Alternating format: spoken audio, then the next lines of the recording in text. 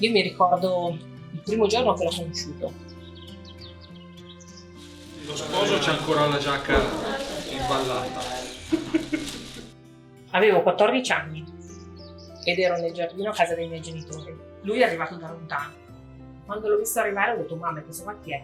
Aveva un ciuffo improbabile da rockabilly, questi capelli ricci, però da subito si è creato un clima di familiarità. Abbiamo sempre riso tanto, anche nelle nostre differenze, anche nel nostro essere completamente diversi. Quel suo essere così un po' tamarro, mentre io ero quella un po' più per bene, magari anche un po' noiosa. Invece lui era così, era un po' fuori dagli schemi, era un po' matto. E mi ha sempre divertito tantissimo. Mi sono dimenticato anche la lettura. E oggi ho detto, lo devo ripassare per promessa, me la sono dimenticata. Ed era bellissimo quando passavamo questi pomeriggi insieme in casa, intanto che tornavano i miei genitori, le serate. Abbiamo tanti ricordi belli da amici, in compagnia, tutti insieme. Io non riesco ad pensare a qualcun altro vicino a me per questa parte della vita. Io so che a un certo punto eravamo in montagna assieme con i ragazzi, avevamo già fatto altre vacanze insieme, però quella sera lì è cambiato qualche cosa. Ho pensato che forse essere tutti insieme era bello.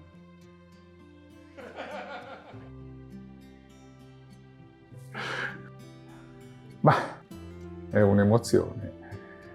È arrivato un giorno che finalmente mettiamo in ordine un po' la nostra confusione di vita. Un giorno sarebbe arrivato, ci abbiamo investito molto, è arrivato pian piano di nascosto, l'unione con lei è già consolidata. Con questo formalizziamo, ci prendiamo per mano per il resto che verrà. Questa cosa era inimmaginabile, a parte che noi ci siamo conosciuti che avevamo età adolescenziale, quindi mai più vai a pensare che un giorno accadrà questo. Non c'è stato un momento in cui ci siamo innamorati, c'è stato un momento di consapevolezza che mi ha fatto pensare come sarebbe stato con lei. Da quel momento ho investito di più su questo. È stato un desiderio a un certo punto, maturato col tempo, perché era lì latente. Forse perché siamo predestinati, ma chi lo sa questo. Mamma! È bello? È bello. Ti auguro di vivere queste emozioni e di immagazzinarle, perché così giovani non torneremo. Ci saremo, ma non così giovani. Sei tu che ti sposi? Succede? Sto bene, papi? Sì. Ti fa un certo effetto, tutto lì. Ti fa un certo effetto? Sì. Beh, ma dai, è un effetto bello però, non brutto. Avanti e indietro, nonno. E quando tra noi le cose sono cambiate, io per un'ora intera ho continuato a piangere perché dico: le cose sono cambiate, ho perso il mio amico.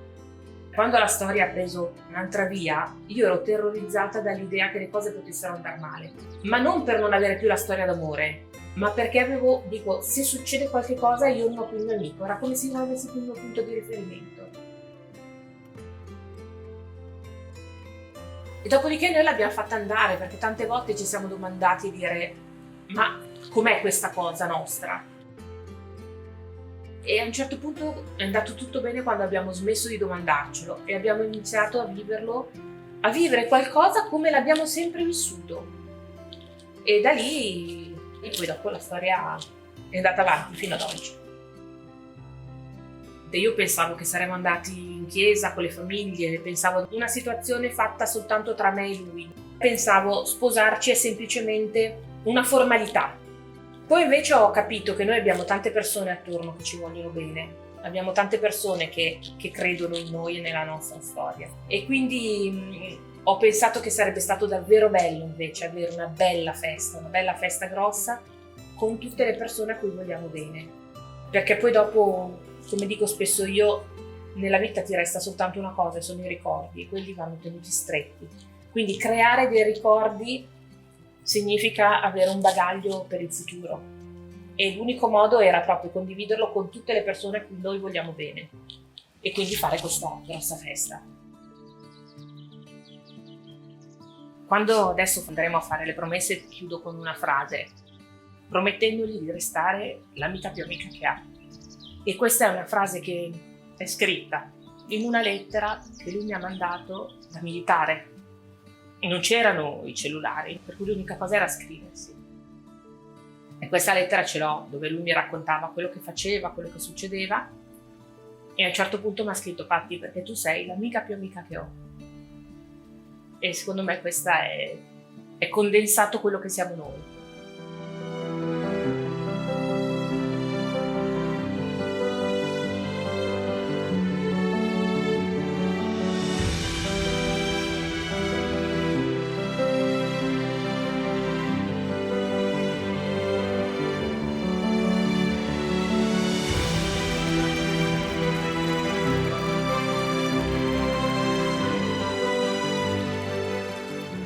La vita ci propone tante opportunità, qualcosa può avvenire per destino, ma il grosso lo facciamo noi con le nostre scelte.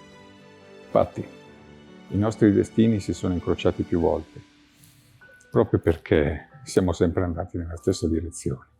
Ed ora è arrivato il momento di percorrere assieme la strada che ci resta. La cosa più bella in tutto questo è che non ho mai perso l'amica di un tempo.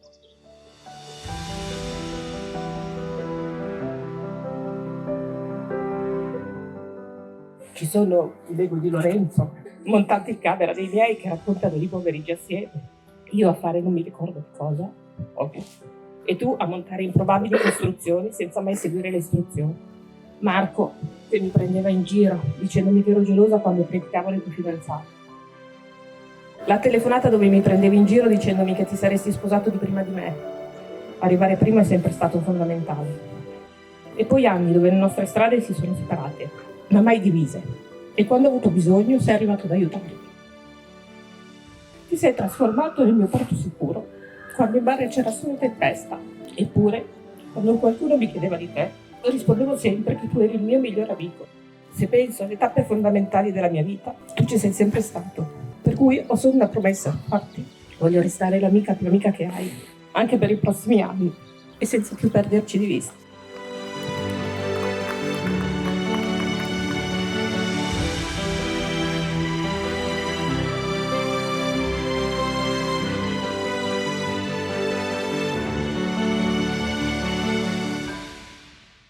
Stammi bene.